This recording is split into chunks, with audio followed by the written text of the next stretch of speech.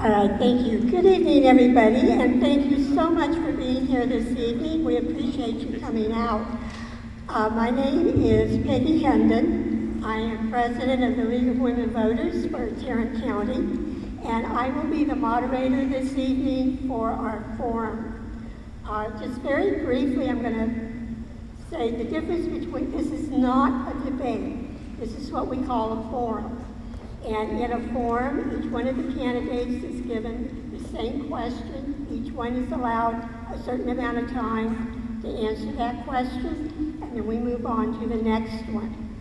So it's a little bit different than what you see on TV with the debates, so be prepared for that. Before we start, we do ask that all cell phones be turned off.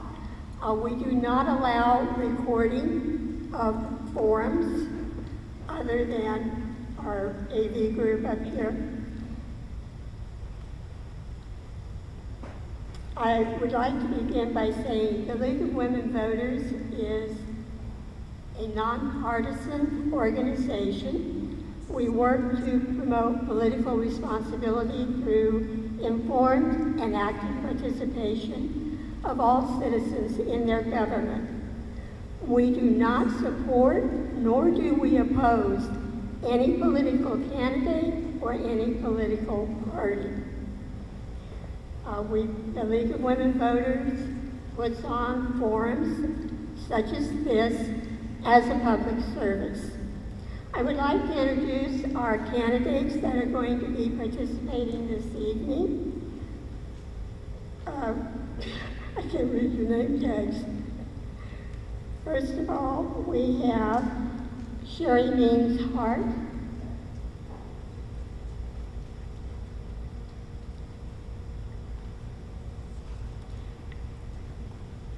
We have Ricky Lawson. I'm sorry, Ricky, I can't read my own handwriting. I apologize. And Brad St. Clair. Go ahead and have a seat. That's okay. I am also going to introduce at this time Mr. Flippo, who is running unopposed, so he will not be participating in an actual forum. However, as an unopposed candidate, he is allowed 5 minutes to speak on his own behalf, present his positions to you, the audience. Pretty long, so good luck.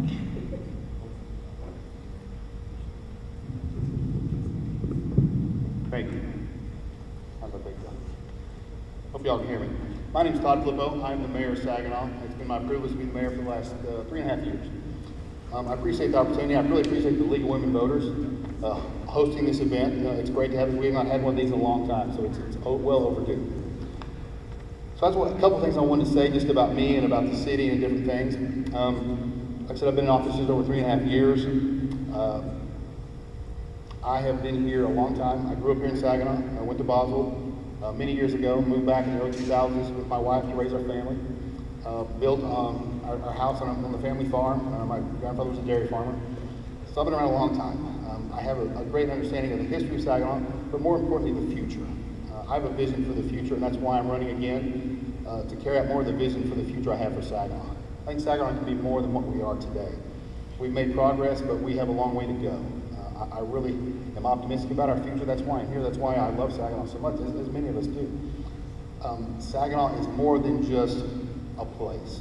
Saginaw is a people. It's a community. It's who we are together. It's you and I. We are Saginaw, not just the dirt, the physical place. I dream of a Saginaw where people can live, can work, can play, and can even retire. So a lot of things that are going on are very exciting in the city. We've got a lot of cool economic development coming, things that we're really working on to make the city even better and stronger than it is. We're currently about almost 25,000 people. So that's a big change from where we used to be. When I grew up, we were about 4,000 people, and we're still growing. We anticipate full build out, we might be 36,000 people in the next 15 years. So very important decisions we make today will directly impact where we are in 10, 15, 20 years.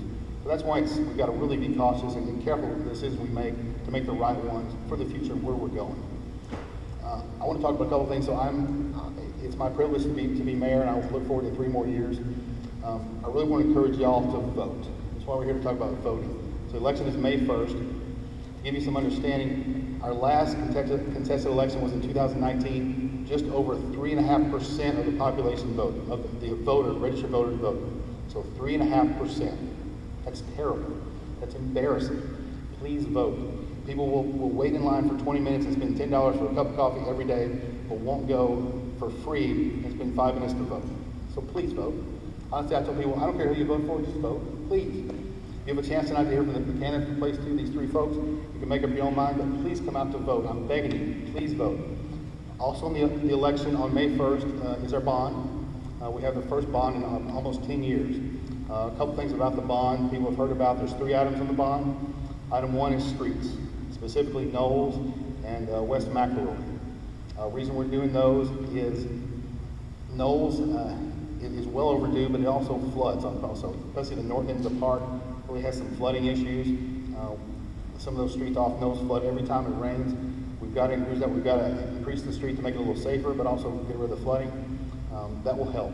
McElroy as well needs to be redone. It's well overdue. And that's just over $36 million. I did mention how we got to this bond, and I'll back up a little bit. In 2018, we had, in this very room, we had a citizen summit. About 60 citizens came together, just from the community, came together, sat at tables, and talked about what they like about Saginaw, what they don't like, what they want to change, what they want, what they don't want. And so we collated all that information, put it together, and then in 2019, we had a citizen bond committee. I think it was 12 or 13 people, citizens, not the council, but citizens came together, sat down, met for several months, learned about the issues, took that information from the Citizen Summit, put together a package of 10 items that they thought should be on a bond. They brought it to the council. It was just about $100 million. It's a lot of money. We cut that down to just over $67 million for what we thought was the top priorities. So that's what we got there. So it didn't come from the council, it came from the citizens, it came from y'all. The great thing about that is now we have the opportunity to do that with the bond election. I can't spend any of that money. We can't unless the voters say yes. So as I mentioned, there's 3 things. First was the streets. Second is the library. We're looking for a new library. The John Deere Library is just right at 30 years old. It's nearing the end of life. It's also, we're outgrowing it. It was built when we were a much smaller city. To accommodate 36,000 potential people, we need more. We need a bigger library. Am I out of time? I'm out of time already. Okay. Item number 3 is a new senior center and parks. The senior center at the log cabin is very, very old. It leaks. It's not ADA compliant. It's not safe. So we want a new standalone senior center. Our seniors deserve a great center for themselves. And then parks, have some money there for parks. Have $4 million for the park board to allocate to new parks. So please vote. Please vote. May 1st. Thank you very much.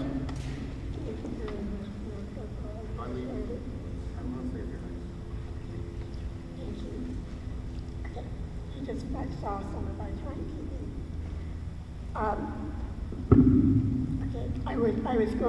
I want to now just talk a little bit about the format that we will have for our forum. Each candidate will be given 3 minutes to make an opening statement.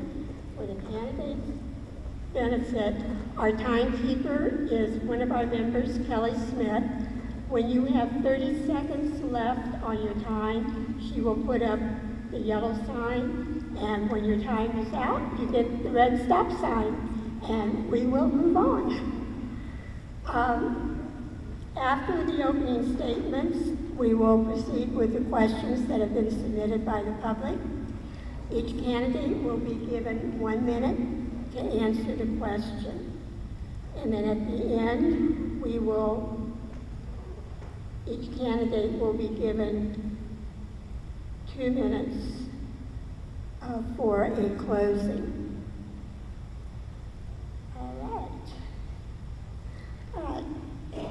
And we will go in an alternating order when we do our questions, okay?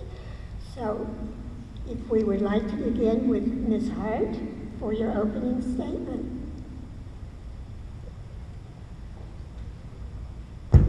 Okay. My name is Sherry Means Hart. I'm running for City Council Place 2 because I love Saginaw. I moved here in the early 60s. I went to Saginaw Elementary, Wayside Middle School, and I graduated from Boswell High School. I want to serve all of Saginaw. I want to ensure a balanced budget. I want to keep our taxes as low as I can. I want to support our senior citizens. I want programs for our youth. I want to ensure that everyone still wants to raise their families here, their children, their grandchildren. I have a very big passion for Saginaw. Like I said, I grew up here, and I want the best for the people that are existing residents here and the ones that want to move here. And it's your city and it's your choice, and I want to just serve the people and do the best I can, and hopefully I'll be the one that you choose. And I do, like I said, I have a big passion, a big heart for Saginaw because I was raised here. And like I said, your city, your choice. Thank you. Thank you. Mr. Lawson? Good afternoon, my name's Nick Lawson, and first I'd like to thank everybody for coming out and participating in this forum. Over the last month and a half, I've visited every neighborhood in Saginaw. I've talked to a lot of different people. We discussed issues and concerns that bothered them, things like speeding through our neighborhoods and the rising crime rate. These are things that our city council needs to pick up and come up with acceptable solutions. I've been married to my wife Ann for over 30 years. We chose to build a house and raise our family in Saginaw. We've lived here for over 20 years. Our 4 children are now grown and they're off on their own adventures. I'm an engineer, a certified program manager with a degree in statistics. I run multi-million-dollar projects for a Fortune 500 company, and I've done that for over 25 years. I'm a fiscal conservative. That means I feel that the government should account for every penny of your hard-earned money they spend. They should spend it wisely. They should listen to the citizens of Saginaw, and they should mold the city in the direction in which you want your city to go. I feel that the government should be open and transparent. When putting bills and things together, they shouldn't make them complex, but they should write them to where the average person can understand them and be able to make an informed decision and decide if your money is being spent in your best interest. These are the things that I fundamentally believe in. If you believe in those things, I'm probably your candidate. I'm very glad you all came out today. I look forward to hearing your questions and providing the best answer I can. Thank you. Thank you. Mr. St. Clair? Good afternoon. My name is Brack St. Clair, and I am running for Place 2 on the Saginaw City Council. My wife and I moved to Saginaw in 2009, and when she was pregnant with our first child. And we chose Saginaw because we wanted a place that was close in, but not too close. We wanted a small town that was close to the big city, where we could get to the services that we wanted to go to, but also be able to have that small community feel. And Saginaw does that, and I think it continues to do that. In 2012, I volunteered to become a part of the Parks Advisory Board as an alternate, and I sat on the Parks Advisory Board, and I started to learn kind of how the city worked and the things that were important to the citizens when it came to the parks, and how they utilize city services. In 2019, I was also a part of the Citizen Bond Committee, and we were able to tour the different city services and buildings and see the needs that the city had. The city has done a really good job with managing the resources that it has, and I want to see that continue and prepare us for the future as well.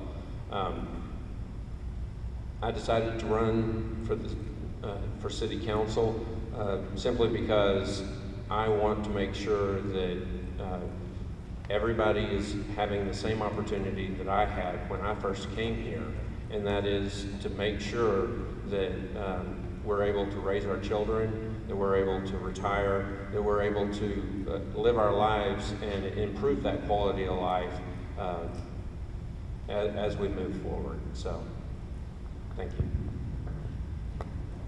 All right, thank you very much. All right, we're going to go ahead and get started with our questions. And as I told you all earlier, we'll be alternating down. We're going to start with Ms. Hart. And the first question is really kind of interesting. Can you explain the current form of government that the city of Saginaw possesses? And how do you feel you would fit into that form of government?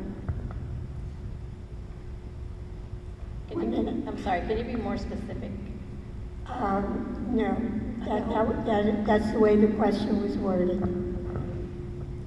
I want to serve Saginaw the best I can. I'm not a politician. I have a lot to learn, and I'm willing to learn that to do the best for Saginaw. And I said I was raised here. I want to keep Saginaw a hometown where everyone wants to live. And I just want to do my best at whatever I can and hear what people have to say, what changes they want to make, go in their direction, and just keep spending low where we continue to live here comfortably.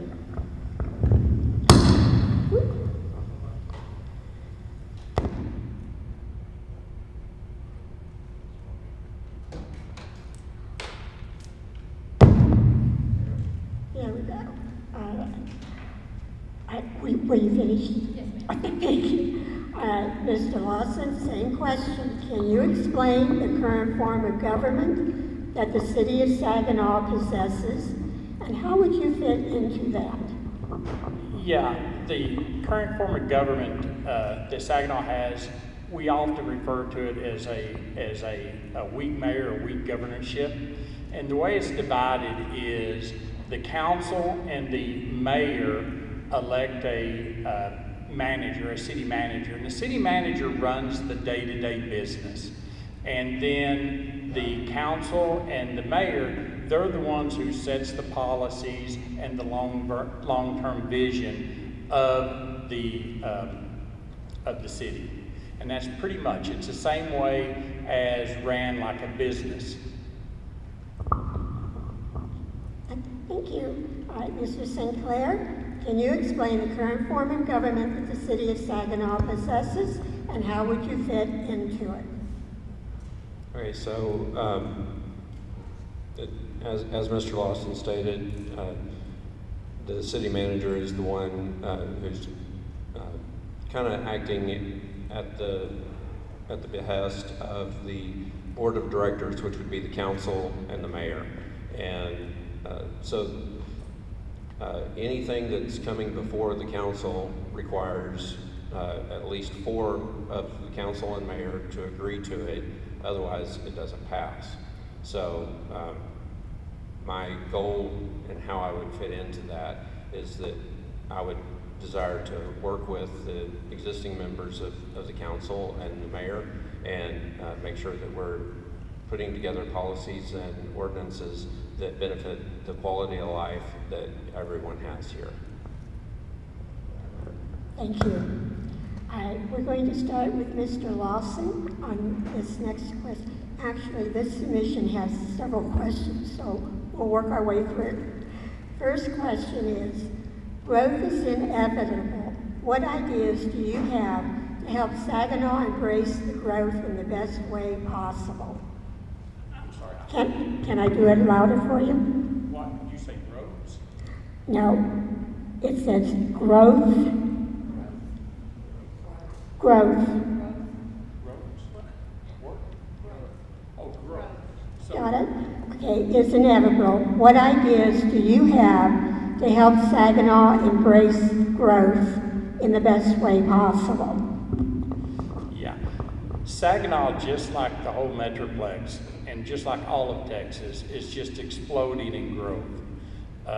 We have about 24,000 people right now in Saginaw, and is projected to go up to 30 to 35,000.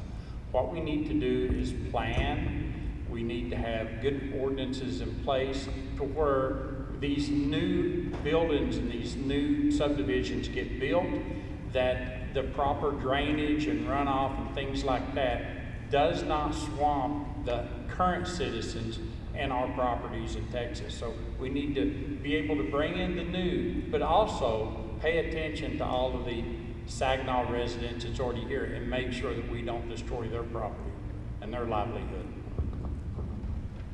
I thank you. Mr. Sinclair, growth is inevitable. What ideas do you have to help Saginaw embrace the growth in the best way possible? Okay, so I believe that incentivizing developers with commercial developments is the way to go in concentrating our growth, so that it is not as many single-family homes, it is more commercial enterprises, so that we can maximize the sales tax revenue that's coming into the city. That relieves the burden of what is happening with the property taxes. We're able to kind of control the acceleration of property taxes through sales tax revenue, and that would be my plan, to incentivize growth that way. All right, thank you. We're going to start with you again, Mr. Sinclair, because we're going to start working our way back down. Next question is, if you were describing Saginaw to someone looking to move here, oh, I'm sorry, did I miss you, Sherry? My apologies, please go. Okay. Well, growth is inevitable everywhere, and I think that way we need to promote new and existing businesses, be fiscally responsible with our funding, and like I said, keep people coming to Saginaw and taking care of our existing residents, so we continue to grow responsibly and just make sure our taxes are low, and just take care of all of our citizens and listen to their ideas of what we need to do, that people still want to move here and stay here and keep our taxes low. I thank you, and I do apologize for that.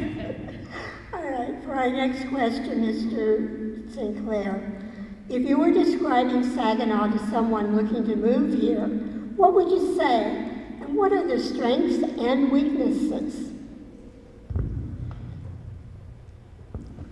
I would say that Saginaw is still that small town with a community feel. That is one of its strengths.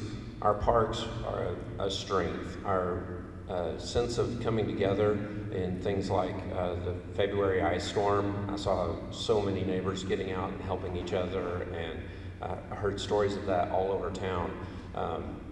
That is probably the greatest strength that Saginaw has, is its people. And then as far as weaknesses, we do need to work on infrastructure. Roads are a big concern of mine, and there's some problems that need to be investigated and solved quickly before we bring in a lot of new developments. All right, thank you. Now we're going to get you again.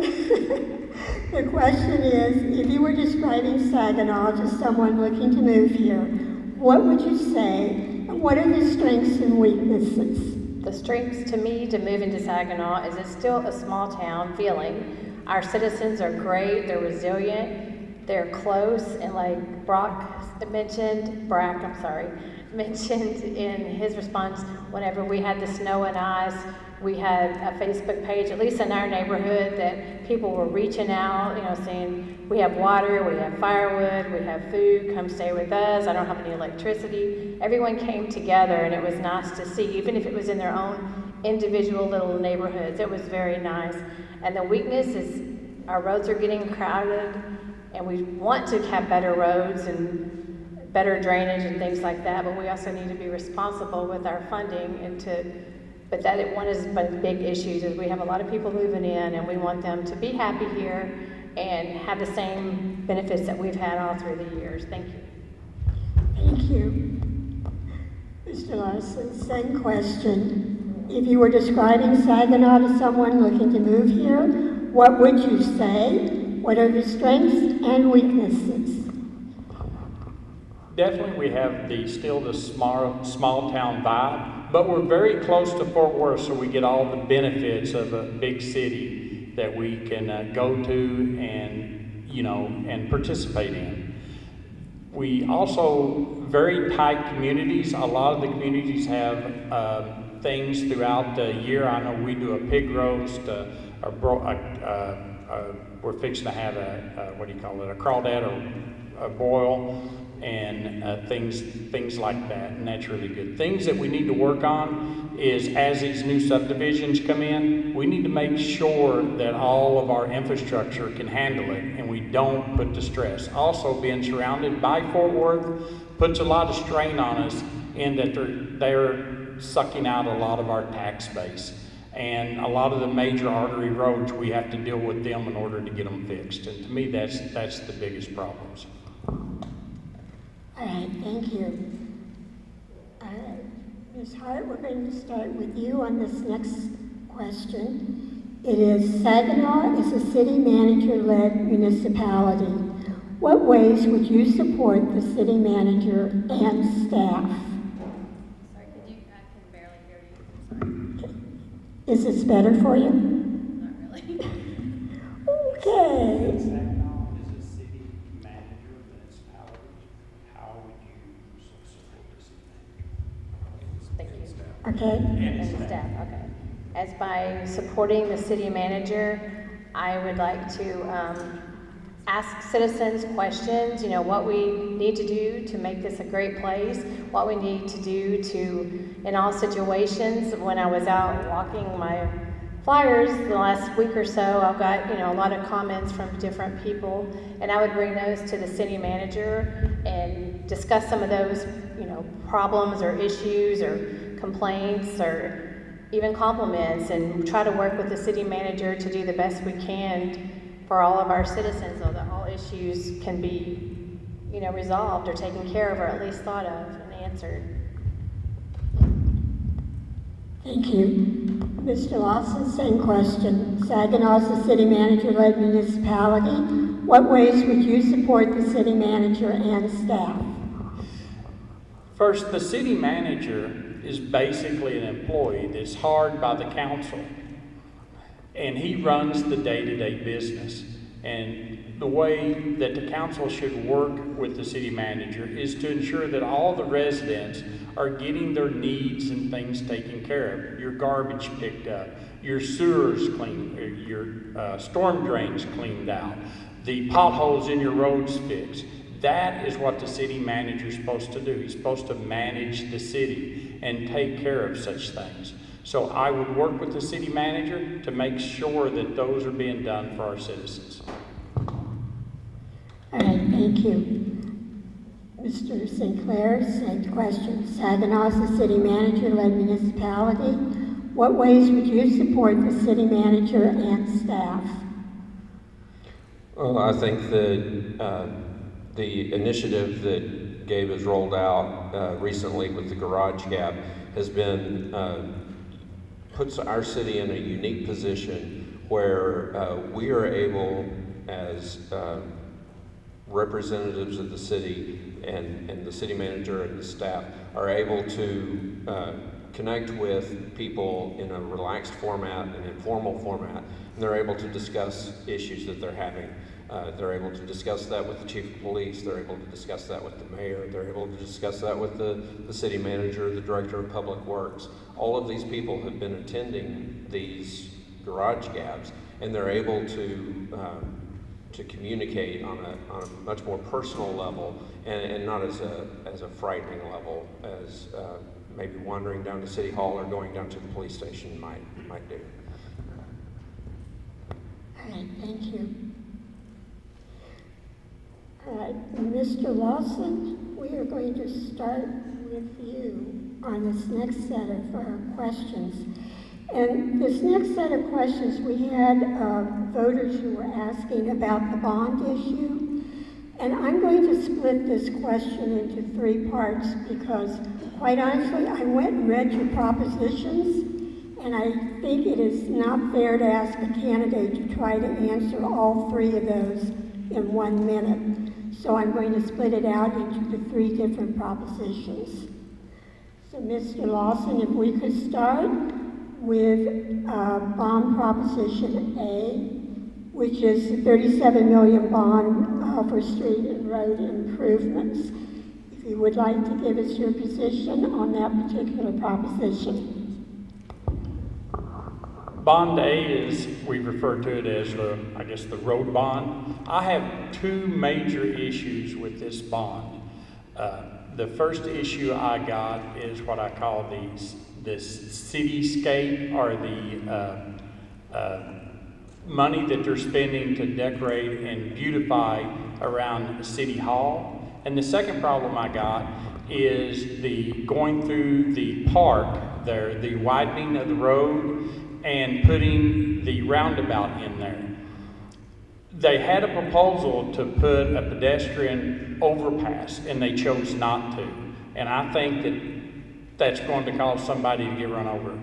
I think they should have used the money that they was using to put some shrubs around the courthouse and used it to put the pedestrian crossover.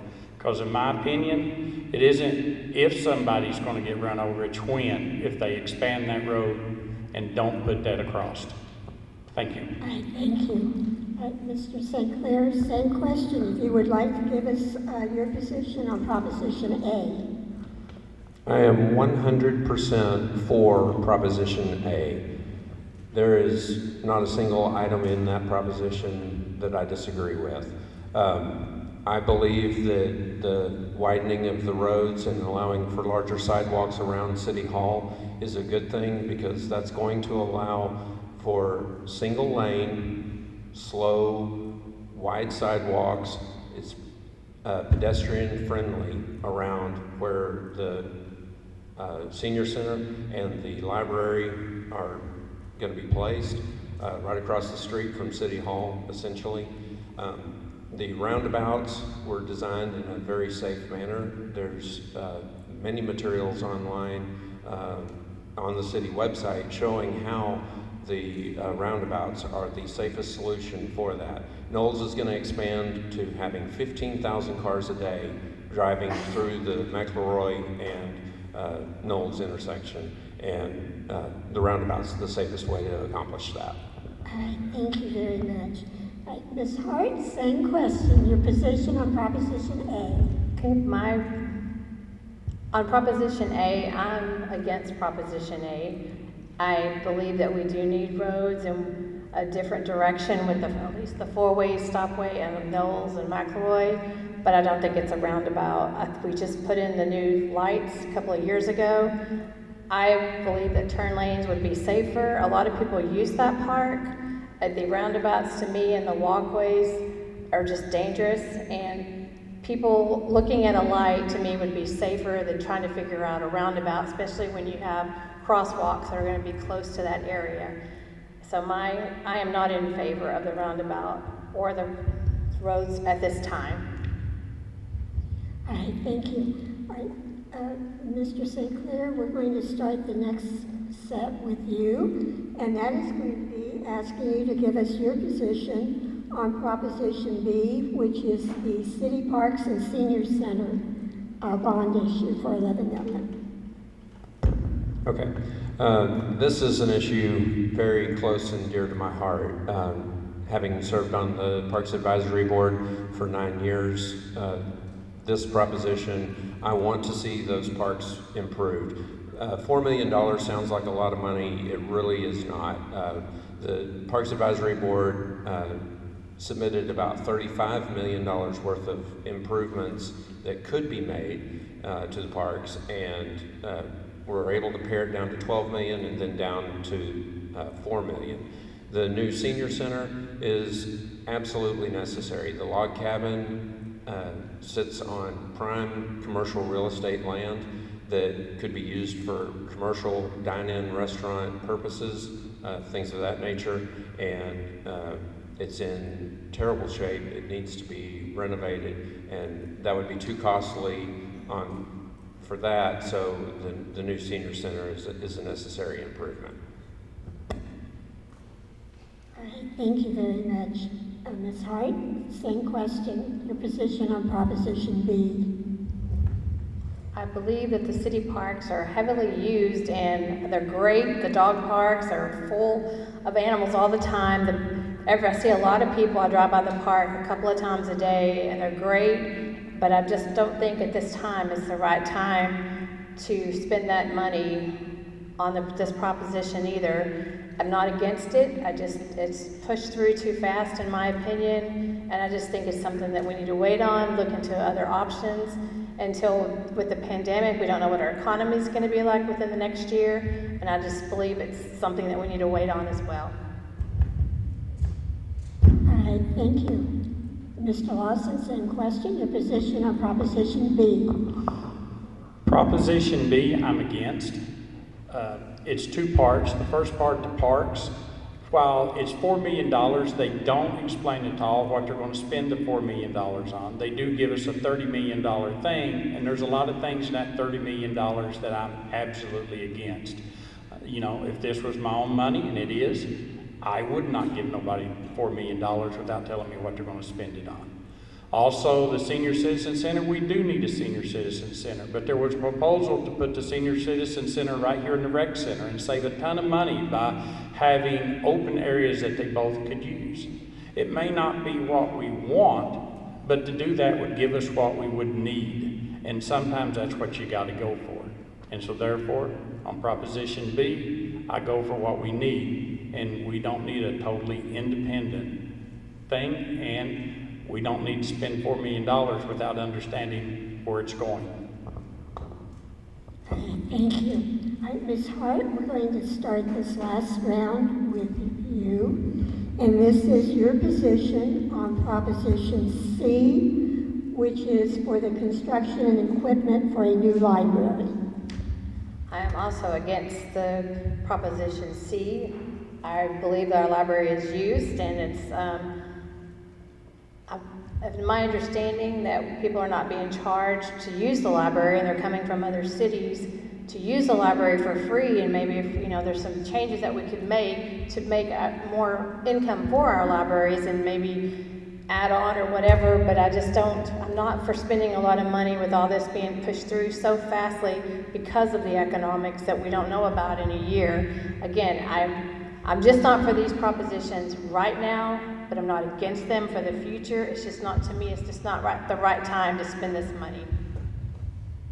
All right, thank you. Mr. Lawson, again, your position on Proposition C. Proposition C. We currently have over 7,000 registered people that use the library, and we get about 6,000 people come through the door of the library every day. They teach English as a second language and foreign languages. Our children, when they go there for story time, has to step right next to the front door because there's no rooms. The rooms that they have are overbooked every day. For this reason, and the high use that it gets, I'm actually for this one. It seems like a very good investment. We're getting a lot of visibility, and a lot of people are using it. Also, the estimates is over 85% of the people who use our library are Saginaw citizens. All right, thank you. And Mr. St. Clair, same question, your position on Proposition C. I am for Proposition C. I agree with Mr. Lawson. The number of residents that go through that building every day is astounding. The fact that we only have 10,000 square feet for the entire population of Saginaw, which was fine when we had 15,000, 12,000 people here. We now have 26,000, and the library has stayed the same size even though we've doubled our growth. We're looking at another 10 to 15,000 people to move in, and when that happens, we're going to need a lot more space for the library. There's only currently one meeting room, and it's not even able to be used right now, so there's no place for larger groups to meet in the library. The study rooms are constantly booked, and we need to expand those. We need to provide these opportunities to people who need to use computers, who need to use the library for more than just books. All right, thank you very much. Very quickly, Erin, could you let me know when we start getting close to our ending time for the forum? Just give me a wave. All right, thank you very much. All right, we're going to start our next set of questions. Mr. Lawson, with you. This one is, as a resident of Saginaw, what would you consider the biggest change needed?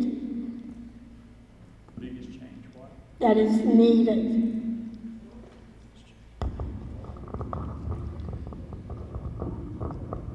The biggest change that we need is to understand that Saginaw is growing, but it's moving from a small town to an actual mid-sized city. And we need to understand the infrastructure, so when these new buildings and these new neighborhoods come in, it doesn't overdrive the citizens that's already here. We need to pay very close attention to our sewer drains, our power, and all of that. That's the biggest thing. Thank you. All right, Mr. St. Clair, same question. As a resident of Saginaw, what would you consider the biggest change needed? I believe that the biggest change needed is in the area of infrastructure. We are a growing city. We don't currently have as many services on the east side of the railroad tracks, and yet that over the next 10 years is going to become probably the most populous part of the city. We need to start looking now into north-south corridors so that we're able to make sure that we move traffic efficiently through, and that emergency services have opportunity to be able to respond in a timely fashion. We need to make sure that we're not only just planning on roads and storm sewers and drains and electricity and water. We also need to be looking at city services like possibly annex buildings or furthering the parks, making improvements to Highland Station so that it's able to sustain the growth that's coming. Thank you. Ms. Hart, same question. As a resident of Saginaw, what would you consider the biggest change needed? Like these two gentlemen, that the infrastructure and that we need businesses on all ends of Saginaw so we can all benefit from it and have transportation to get to and from those businesses, and of course our emergency responders to be able to get to all of those with the different areas. And we just need to be ready for our growth and make sure that we have access to all of it. All right, thank you very much. All right, our next question, Mr. St. Clair, we're going to be starting with you.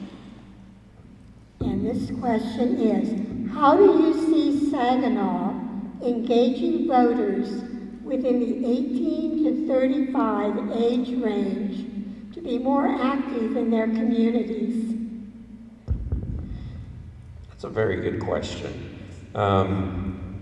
As the mayor pointed out today, in 2019 we had an abysmal turnout as far as voter participation. So that is something that we need to be able to hear from the 18 to 35-year-old group.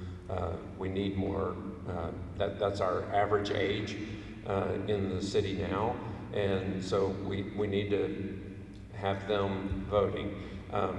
The best way of accomplishing that, I believe, is to continue to push the social media platforms, engaging on Twitter, engaging on Facebook, and expanding that to being even more informational, so that we're reaching out in ways that they're communicating with on a daily basis. Thank you very much. Ms. Hart, same question. How do you see Saginaw engaging voters within the 18 to 35 age range to be more active in their communities? Like Brack said, voting, attend city council meetings, getting more involved, and just seeing what since they're the new people coming to our city, what can we do for you? Why we've stayed here? Can we help you raise your families, your grandkids here, and stay in Saginaw like we have? And like I said, social media. I'm not a big social media person, but if that's the age, 18 to 35, if that's what you want to do, then maybe we can fix that up. Maybe you have signage around, get everybody more involved, so you'll stay here and love it here like I have. Thank you very much. Mr. Lawson, same question. I believe in grassroots. I think that we need to get that generation involved, more involved with the police, with the fire department, have more grassroots things where they set up things to just do with that generation. I think the city needs to reach out to a lot of our working class people in the neighborhood and set up little projects like little welding projects or building projects, things like that. Get them engaged. I'm actually an engineer, but I don't think sitting in front of a computer of these kids is good for them. I think we need to get them out here, get their fingernails dirty. I think that would be the best way to get them engaged. Thank you very much. All right, for our next question, Ms. Hart, we're going to begin with you. And this question is interesting. What are your opinions on the roundabouts, and do you know where they are going to be? That's Ms. Hart. I'm not one that likes the roundabouts. I think they're too confusing. To me, anyone that goes up to a light, it's easier to see red, green, yellow than try to look around to see who's coming next. And the crosswalks, to me, are the way that I can see it in the YouTube video and the images they put out, to me it's too dangerous to have crosswalks right there with the people going around the roundabout. They're watching where they're trying to go, and then they said there was going to be like 2 to 3 car lanes, and then you've got to stop because somebody's walking the crosswalk. And like I said, a lot of people use the park, and I'm just worried about everyone's safety. Thank you very much. Mr. Lawson, same question. Yeah, I've spent a significant amount of time in Europe. I have no problem with roundabouts. I've read all the statistical data. No matter how you measure it, roundabouts are better. But this city is the people of Saginaw, and we need to look at that and weigh that if you're representing the city. And there's a majority, a lot of people in Saginaw that absolutely does not like roundabouts. Also, talking about these specific roundabouts, you have to look at the roads coming into them. And like I say, it's going through a park, they're going to widen the road. So it isn't just a roundabout. It's in a park, they're widening the road, kids are going to be crossing backwards and forwards across that road. Thank you very much. Mr. St. Clair, same question. Okay, so a couple of things. There are 2 roundabouts in Proposition A. One of them is at W.J. Bowes and Knowles. The other one is at McElroy and Knowles. They're both single-lane roundabouts. So the dangers of a multiple-lane roundabout increases speed, and whereas the single-lane roundabouts are going to force it to be a much slower speed. The pedestrian crosswalks are raised and illuminated so that there are essentially speed bumps, so that when you're coming up to the roundabout, before you get to the roundabout or after you come out of the roundabout, that's where the pedestrians will cross over. They're only having to focus on 2 directions of traffic rather than 8. Right, thank you very much. All right, for our next question, we are going to be starting with you, Mr. Lawson. And this question is, what is the Belt Mill Planned Development District? I have no idea what you said. What is the Belt Mill, am I pronouncing that right? The Belt Mill Planned Development District. That is something that I don't know about. I'm not familiar with the Beltway plan, and that's something that if I got on the council, I guess I'd have to learn about. Thank you very much. Mr. St. Clair, same question.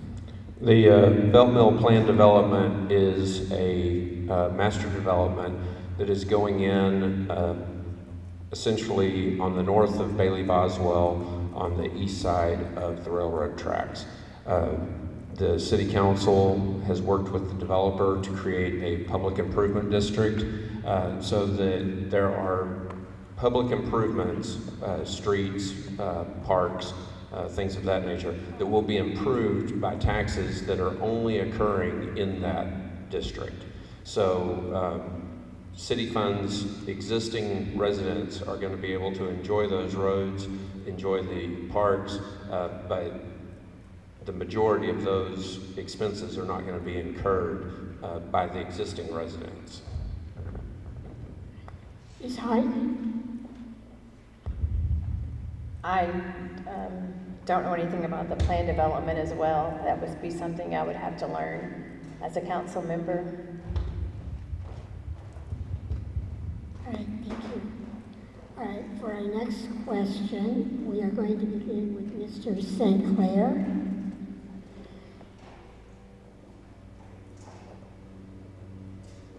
All right, this is for all of you. Do you look at city council agendas before any of the council meetings? Yes, I do. In fact, ever since I turned in my candidacy packet, I've actually been attending the city council meetings every 2 weeks for several reasons, and the main reason was so that I could get acquainted with who is on council and how do they think, what questions are they asking, what are the current events that are coming up in these council meetings. I didn't want to run for city council and then oh, I'm sorry. I was like, man, that was really quick. I apologize. I didn't want to run for city council, get elected, come in and say, okay, so what do we do? How does this work? I wanted to get acquainted with the process, much like how I got acquainted with the process, being on the Parks Board as an alternate, and now I'm chair of that board, so I understand how that board works and the things that we're trying to accomplish. So I wanted to do city council much the same way. Thank you very much. Ms. Hart, same question. Have you looked at the city council agendas before any of the council meetings? I have in the past before COVID, and I went to a few meetings. I'm not saying I went to all of them. If I had a concern, I would usually just reach out to a staff member and ask them, what my concerns were and get that answer from them.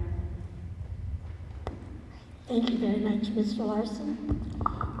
Yes, I have. In fact, the city council meeting that we just had, I didn't realize that the Beltway thing was what they were actually talking about. I knew about it, I just didn't know it was called the Beltway. And to give you a little more information on that, to show you, I have called into them and listened to them. It's actually a big part of it is a multi-family, means basically apartments, and there's like, I think, 800 and some, or something like that, that's going in there. And that's going to, of course, increase our people per square mile significantly. Okay, thank you very much.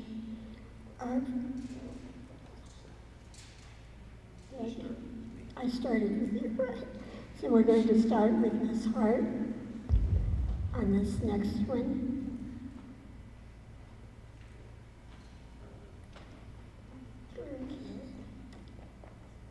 Have you been on any city boards or committees in the last 2 years? Have I been on any city boards? Have you been on a city board or committee in the last 2 years? No, I have not. Through my job at a major airlines, I've worked in finance, production, HR, and things of that matter, but not an actual city board. Thank you. Mr. Lawson, have you been on any city board or committee in the last 2 years? I have never been on any public city board or public committee, but I have been on a lot of company boards and company committees like the IEEE standard, the engineering standard, things like that, which gives me a very unique viewpoint and looking into, especially as we're growing in things, to be able to reach out to businesses and, like I say, the IEEE, and look at the IEEE standards, stuff like that, and get a totally different perspective. Thank you. Mr. St. Clair? Yes, like I've said before, I was on the Parks Advisory Board from 2012. I'm still currently and currently chair of that. I was on the 2019 Citizens Bond Committee, and I'm currently on the Comprehensive Plan Action Committee that is helping the City Council come up with the 30-year plan and projections for the future as far as Saginaw goes. Thank you very much. This next one, we will begin with Mr. Lawson. And this question is, if the parks bond passes, how are you going to gather input from the citizens that live close to the proposed parks?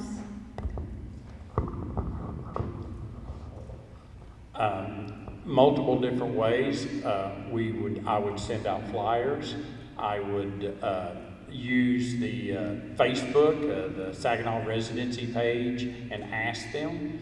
I've already, like I said, I've visited every neighborhood in Saginaw. I can already tell you one thing. I had 4 different people that talked about Frisbee golf. Never played it before, but I'm familiar with it. They talked about how we really needed one. Things like that. That's how I would reach out and see, and that's where I would prioritize what goes in the parks, is that a way. Thank you very much, Mr. St. Clair. Same question. Okay, so the Parks Board is currently revising its master plan for the next 25 years, and the 25-year plan really can be boiled down into what happens over the next 5 or so years. So before any of the money got spent on the $4 million from the bond proposition, we would need to have that master plan completed. That master plan is going to involve a lot of input from the citizens. They're going to be able to have quite an effect on things that they want included in that master plan. That's going to give enough direction to the Parks Advisory Board to know which projects are highly anticipated, which ones are needed. Kimley Horn is going to be the one that's the design firm, and they're going to engage community involvement, have places at the Saginaw. They're going to get it through various avenues, both through the website and through personal contact. All right, thank you very much. Ms. Hart, same question. If the parks bond passes, how are you going to gather input from the citizens that live close to the parks? Well, I would like maybe walk the neighborhoods, reach out, I guess, on social media, ask people to attend meetings, meeting groups like the Garage Gap in different neighborhoods, and see what people are wanting to do, where there's trails, basketball courts, play areas. Get with the citizens that want to be involved in it and ask them personally what they want, and go to, like I said, go to different neighborhoods and get in with the citizens and get their opinions and ideas. Thank you very much. All right. For the next question, we are going to begin with Mr. St. Clair. This question is, What do you believe the roles and responsibilities of a city council member are? So the role of city council is to basically build the dream. They're the ones looking into the future. They're determining what is best for the city, what is the direction of the city, and then it's the city staff and manager, city manager and staff that execute that vision. I'm sorry, that was the first part of it, but what was the second part of that question? It was, what do you believe the roles and responsibilities of a city council member are? So the responsibilities part of that is city council has to set the budget, and they have to make sure that what the city staff is doing is that it gets paid for. And so that's their primary responsibility, is to make sure that they're spending the money that they get in a wise manner. Thank you very much. Ms. Hart, same question. What do you believe the roles and responsibilities of a city council member are? One of the roles, I believe, is to listen to the citizens, see what they want, move it forward to the council, the city manager, and implement plans and ideas and make things happen if that's what we want to move forward with. And just listen to our citizens and make good decisions and make people want to, like I said, live here, stay here, and just make sure that we're there for the city. We'll work for you. We want to make things happen that you want and just implement our plans as needed. Thank you, Mr. Lawson. The city council are elected by the people to represent the people. And that's exactly what the number one job of a city council member is to do the people of Saginaw's will.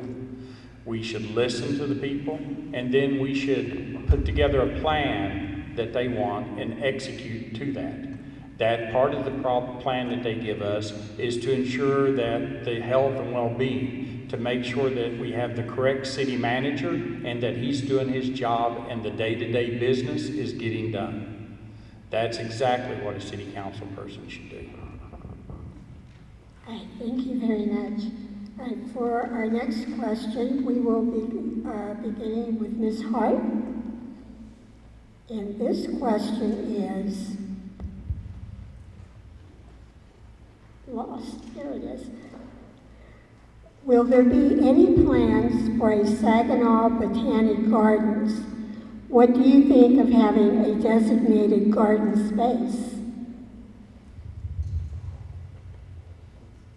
I don't know of any plans, but that's something that someone could bring up to the council and then to the manager. And I believe on McElroy and Opal there was at least a start of like a garden center. If I'm not sure, but it seems like I saw that. But it's just something that people would need to come up with, take it to the council and let them vote or decide if that's something that the city could use and afford. Thank you. Mr. Lawson, same question. I know that on the long-term plan right now in the council, there's no plans for a botanical garden that I've read. But this is a very interesting proposal, and I guess what I would look at thinking of this is think big is, why can't we take some of the power lines and stuff and maybe not do a botanical garden, but set up community regular gardens where you can grow tomatoes, green beans, things like that, and use it as a grassroots to get more people involved. And plus, we're also, helping out Encore because they're not going to have to mow it, and it's making it nice and having the neighbors and people in the community talk. That would kind of be my ideal to morph something like that, to actually maybe not something grandiose, but something we need and could use. Thank you, Mr. St. Clair. So I was actually contacted today by one of the city councilmen because a 7th it was either a 7th grader or a 7-year-old, I can't remember which. But they're doing a school project, and they want to use some of the land in Highland Station Park for a little community garden. And I thought that was such a great idea to be able to provide something like that. So I think we should have areas designated in the major parks that would be for something like a community garden or things of that nature. As far as I know, there's no plans for a botanical garden, though. Thank you. For our next question, we'll begin with you, Mr. Lawson. And, excuse me, this question is, do you have any plans on how to help with property taxes?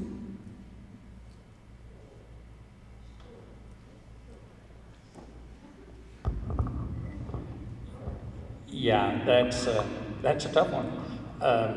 This is a problem, you know, pretty much all across Texas, the way our property taxes are set. And, you know, most of the property tax actually goes to the school. And, you know, so in order to address that, the program management would have to say, you know, we got to break that down, figure out where our big hitters are, and determine that. And the number one thing is it's coming, you know, the school district, it's coming out of that. Another thing that's driving property taxes is everybody moving in and just driving up the overall cost of our houses. You know, it's nice when you see your house go up by, mine's went up by 50-some% since 2016, but my property taxes go up directly proportional to that. Maybe there's something from the city-wise we can do that away, but you know, it would take some deep thought and some number crunching to figure out exactly how to make it whole. Thank you. Mr. St. Clair, same question. So we are a exploding city. We're growing at an insane rate, and people are moving in from out of state where they've sold their houses for a lot more than what the going rate is here. So they're able to offer cash for those houses, and that's driving the market up. And it's pushing out the local Texas buyer. And the city really doesn't have the lion's share of what happens on city tax, or on your property tax bill. Like Mr. Lawson said, it is the school board, and a lot of that is determined by their bond propositions and their cost of doing business. So, yes, the city can have an effect on property taxes, but it's pretty minuscule in comparison. Thank you. Ms. Hart, same question. We want to make sure that we can stop extravagant spending. We want to keep a balanced budget, keep everything in control, and it seems like Saginaw is in good shape right now, and we want to keep it that way the best that we can. Okay, thank you. For this next question, we will be beginning with Mr. St. Clair. And this is an interesting question on process. What process will you use to decide how to vote on any particular issue? So when the city council meets, they have an agenda, and it gets published online. And if you go online, any resident can review that agenda. At the bottom of that agenda are the supporting documents for that agenda. And so the process that I would use is, first of all, I would read over the agenda. I would look at the detailed documents that are at the bottom of each agenda item. And then I would formulate questions for the city staff to make sure that I understood what was happening, understood the situation, so that I could make an informed decision about it. And as time permitted, I would want to make sure that I was contacting people about a relatively large issue, so that I was getting more input from the community rather than just trying to make a decision on my own. I thank you very much. Ms. Hart, same question. What process will you use to decide how to vote on any particular issue? I also would review the issue as what is being proposed, and as my understanding, we would get an email, would give you plenty of time to review what is being proposed, and if you have questions, then you ask the city manager or whatever department that they're proposing, and you get that question, and if you don't get the answers or it's moving too fast, I would ask for it to be moved on to the next council meeting or something in the future if we don't have enough information on that to vote. Thank you. Mr. Lawson, same question. Yeah. The first thing I'd do is I would read the proposal and get an understanding of it. Then if I was unfamiliar with the proposal, I would reach out to experts in that area and get their advice and opinion of what it is. Second, if it was something that was a hot topic or something that was going to have a major effect on the city, then I would reach out to my voters and see what they felt. There's also, me being an engineer and in the private sector, there's a plethora of different tools that I could use, such as called a Pew Matrix, where you can use that for rating and ranking, and also some statistical analysis called JUMP and things like that, that I could bring to bear on just number crunching. All right, thank you. Now, this is going to be our last question before closing statements, and we're going to begin with Ms. Hart. On this question is, what motivated you to run for office?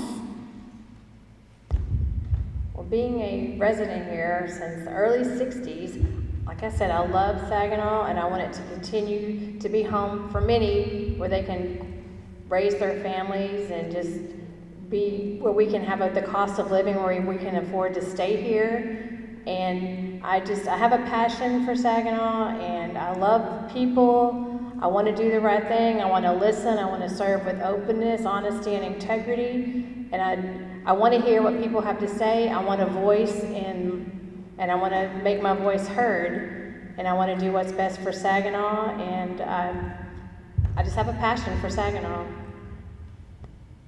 Thank you. Mr. Larson, what motivated you to run for city council? Well, I've lived in Saginaw for over 20 years. I very much enjoy Saginaw. It's my place. It's my house. Everybody here's kind of my family. In the 20-some years, I have ran into a few problems with getting help when I needed it from the city. The last one was a drainage problem that not only me, but some of my neighbors had. When they built a new subdivision, all of a sudden our backyard started getting flooded. And we had a dickens of a time trying to get that straightened out. And now that my kids are grown and gone, I actually got some time to invest into it. And this position came open. And so, they say either shut up or put up. So I'm here. Thank you very much. Mr. St. Clair, same question. What motivated you to run for city council? Mostly my family. I have a real heart for the people that I'm around, for the city, for the neighborhood, for my house, my home, and I wanted to have an effect on that. I wanted to see what I could do to make that better for me. And I want to make that better for me, but then I also want to make that better for my neighbor, and I want to make that better for the city. I want everybody to improve their quality of life, and I want to make sure that I'm involved in that process, and because I want to help people accomplish that. All right, thank you very much. We're going to have closing statements from each one of our candidates. Each one has up to 2 minutes to provide their closing statement. And we're going to go in reverse order from how we started. So we're going to begin with Mr. St. Clair. 2 minutes for your closing statement. Well, first of all, thank you so much for the opportunity to be here. I'm very glad that we did this forum. I don't think it's ever been done before, or at least not in recent memory. And I, as a voter, would appreciate the time and energy to be able to listen to the people that are running for office and make sure that what they're saying and what they're talking about aligns with what I think and believe. So I would obviously very much appreciate your vote, but any one of the three of us, I feel, is has the city on their heart, and we all want to do what's best for the city. And while we can have disagreements about what best is, it's my hope that we can all come together and make this city the absolute best it can possibly be. Thank you very much, Mr. Lawson. Saginaw is a working class city. My neighbors are welders, builders, truck drivers, they're nurses, and we even have a police officer about 4 doors down. We're all very busy, and when we run into problems, we don't have time to go figure out all the complexities within the city. We need a representative to come in and cut through the red tape and help us solve our problem. If you're that way, I'm probably the candidate for you. I'm a candidate that believes in physical responsibility. I give my money to the city. I expect the city to be a good steward of it, to not spend it frivolously. I don't make as much money as they do over in South Lake. I can't afford that. I want what I can afford, and I don't want to spend thousands upon thousands of dollars for 20 or 30 years. If you're that way, I'm probably the candidate for you. I believe in a very open and transparent government. I think that when they write a bond or anything, they should write it where the average person can understand it. You don't have to have a law degree to figure out what in the world you're voting on. If you're that way, I'm probably the candidate for you. I really appreciate all y'all coming out and listening to us. And I've enjoyed as much as you can sitting up here and answering your questions. I hope that we answered them well, and and you guys got something out of this. Most importantly, though, please get out and vote on May 1st. Saginaw is notoriously for having low turnout. We need your all's vote. Thanks a lot. Have a nice day. Thank you very much. Ms. Hart? And I want to thank you also for everybody coming out. And it is important to vote. You have a decision. You have a choice. We're here for you. And I want to be open, honest. You can send me an email, a text, a phone call, any questions you have for me. I'm very open, honest, and I would serve you very well. I would listen to you. I would work for you. And we're all here for the same reason, because we love our small town that's growing, but we still love our town, and we want to do what's best for it. And I want to, like I said, I want to work for you. I want to keep our taxes low. I want to keep our growth under control where we can continue to live here for years and years. And again, I appreciate everyone coming, and we're all here for the same reason. And just remember to go vote. Thank you very much. I think they all deserve a round of applause. This was it is certainly not easy to be sitting in front of an audience and taking questions. You have no idea what you're going to be asked. I think they did a wonderful job. Thank you all for coming out tonight in Saginaw. We appreciate seeing you. And as everyone has said, please remember to vote. Encourage your neighbors and friends to get out there and vote also. Thank you very much, and have a lovely evening.